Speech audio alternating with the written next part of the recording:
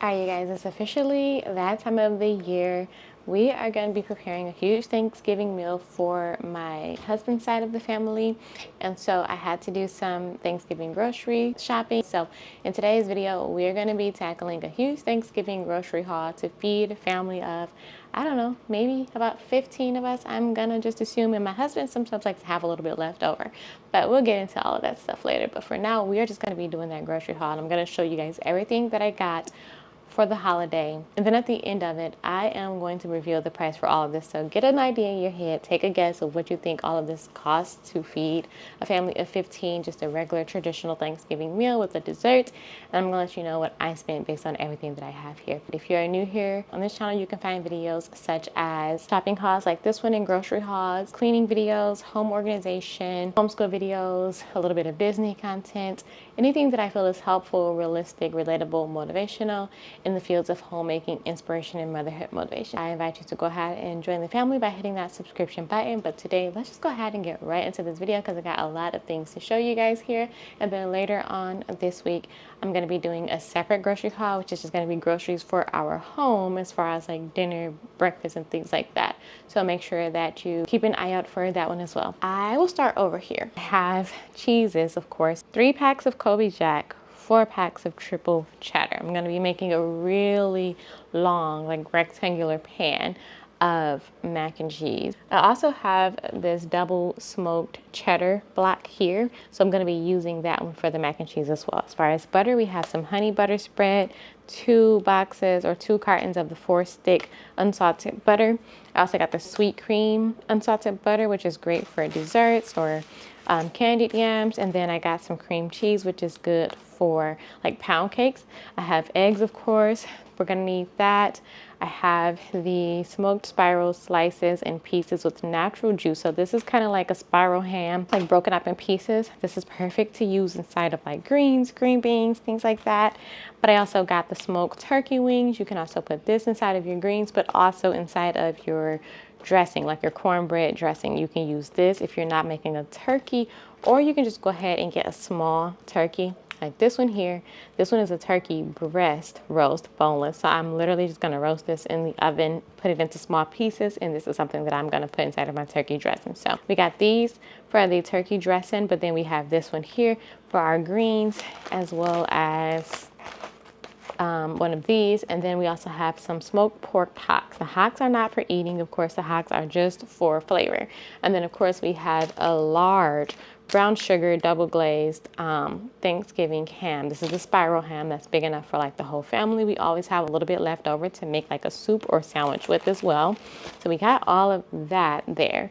I got 3 large bags of greens. My greens are always the thing that goes first, so I made sure to get the large bag this time, and I'll show you. These are the ones that are supposedly already washed and then are already broken up. Of course, I'm gonna wash them again, but this just makes it a little bit easier if you don't wanna pull them off the stem, which I don't wanna do this year. So we got 3 large bags of the greens. I'm gonna cook those up in a really large stock pot. I have some peeled garlic because I like to mince this up and saute it for the greens with some onion. So that's what I always start my greens with: some garlic, some onion, and some chicken broth. So there is my chicken broth. I'm gonna be using one of the chicken broths for my dressing for flavor and wetness, and then I'm gonna be using these ones to soak and cook the greens in with the garlic and onion. Some celery for the dressing or stuffing, whatever you prefer to call it. And then let's get back over here so I can show you guys what we have for like dairy. I've got a little bit of half and half. I also have some heavy whipping cream, some buttermilk here. And then back here, I have some whole milk. So with the milks, I use them all for a variety of different things. So if I'm gonna be making like sweet potato pie, I'm actually gonna be using like evaporated milk, which I'll show you guys soon. But when it comes to pound cake, I use a mixture of half and half, sometimes the buttermilk, and then I also use the heavy whipping cream. But the heavy whipping cream is great for making the glaze, like the icing on the top of the pound cake if you like the thick white icing. But if you like a thinner consistency of icing for your pound cakes, then you want to go with half and half or just regular whole milk. So depending on how thin you want it, of course the thinnest would be regular milk, half and half will be a little bit thicker, with heavy whipping cream being the thickest glaze. So I get a variety that for that reason. Also, I'm going to be doing a different type of pound cake this year, a sweet potato pound cake as well as a sweet potato pie. I'm going to be doing like a marshmallow flavored icing because that marshmallow is really good for like the sweet potato. But anywho, so that's why I have all of these different types of milk. Here, I have a ton of sweet potatoes, so I didn't really take them out the bag. I opened it a little bit to make sure they look good and count them. I ordered 12 of them. I'm going to be using 2 of them for my sweet potato pie, and then I have some more here just to make a large, extra large pan of yams for the family and to have a little bit left over. And then here is 2 pounds of elbow noodles. Normally I go with a pound, but we're going to do 2 pounds. We're going to be expecting more people this year. 3 bags of sugar for the pound cake, the sweet potato pie, and the yams. So 3 bags of sugar, plus I needed an extra bag here for home.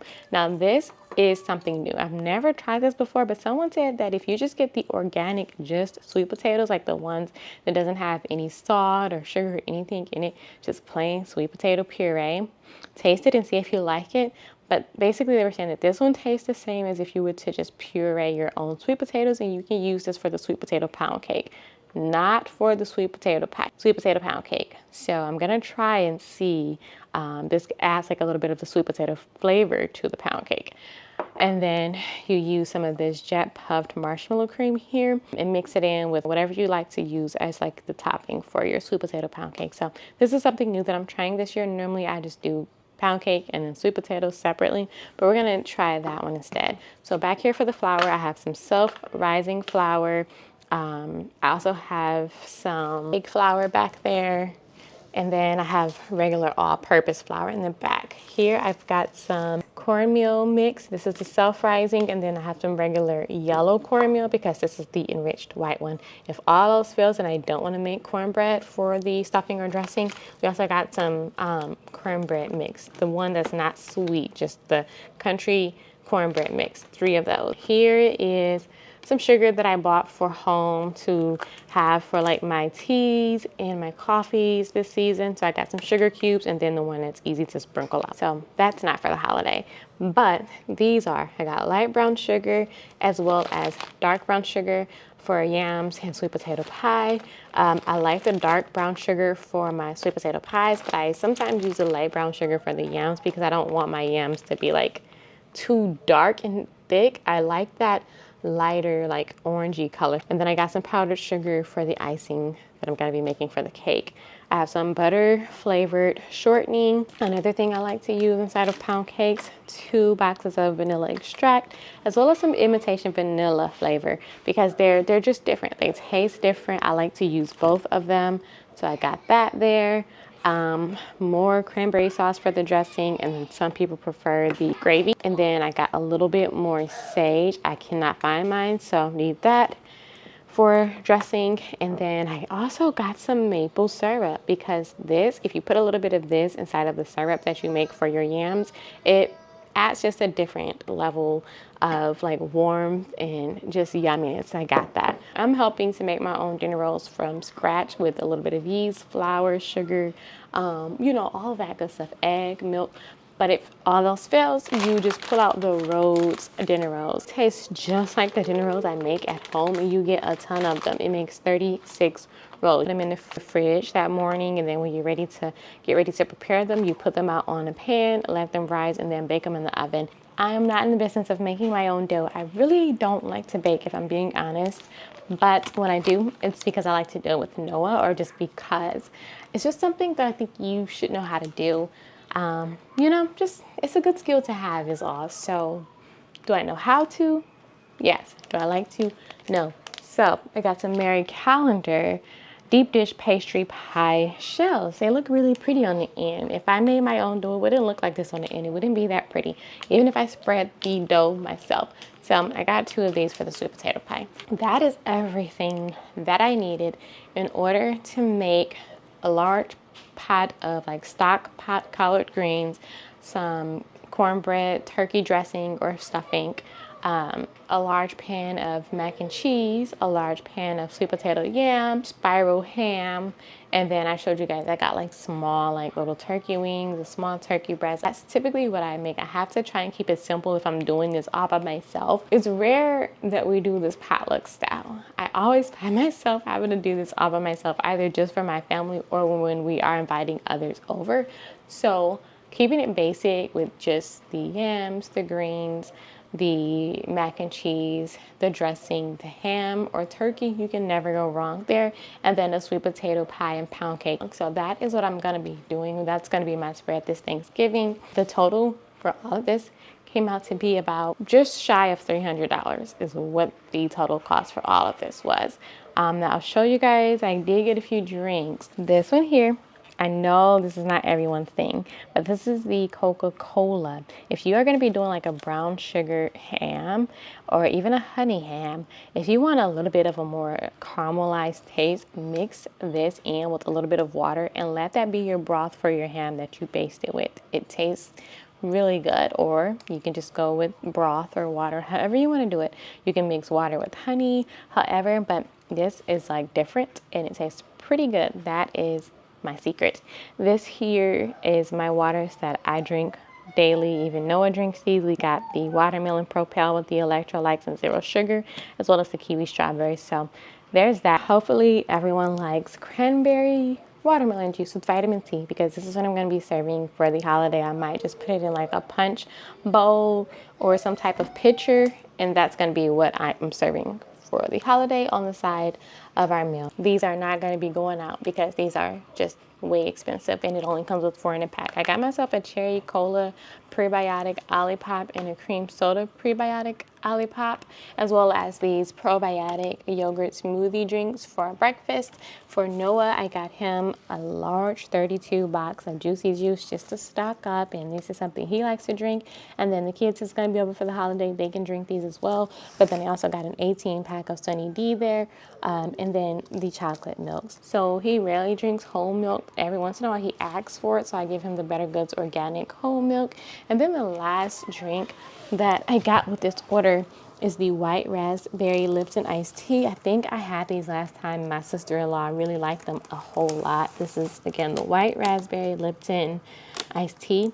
These are very inexpensive. You get like 12 of them for $5, and they're really, really good. And they also have like watermelon, half and half, lemonade, all the good flavors. All right, you guys, and with that, we pretty much sum up today's grocery haul. I showed you everything that we got for Thanksgiving, everything that I'm going to be using. And now I just need to figure out how to get it put away, because I always do my grocery shopping about a week to 10 days early, typically 10 days before Thanksgiving, because things start to go out of stock. And if for any reason I start to realize like I forgot something, I don't want to be day before Thanksgiving getting it. This gives me enough time to not only get everything I need without, fighting with everybody else, but to also have a little bit of a leeway where if I need to get something else, I'm still not fighting with anybody else. Because if I do it 10 days early and then 5 days later I realize I forgot something, it's still 5 days before Thanksgiving, not the day before. So everything that I need here, it's here. Only thing I have to do is get pans. So I don't have like baking dishes and casserole dishes that's going to be large enough to cook the stuff. So I'm going to have to get some aluminum pans. But that's it, you guys. I have everything that I need here. The total for all of this came out to about $300. And that's to feed, like I said, a family of about 15 of us. So yeah, I think this should be, good. So let me know what you guys think. Let me know what your spread is going to be for Thanksgiving. Did I miss something as far as just a typical basic Thanksgiving spread? I might consider making like deviled eggs or something like that. I don't know, but just keeping it basic and simple. I think I did okay. Let me know what you guys think. And if you enjoyed this video, don't forget to give it a thumbs up. And again, if you're new here, don't forget to subscribe, especially if you're into grocery hauls, because I have another one coming up later this week or next week. I'm just going to be doing a very, basic grocery haul for what I got this nice crock pot season, cold weather season, winter season.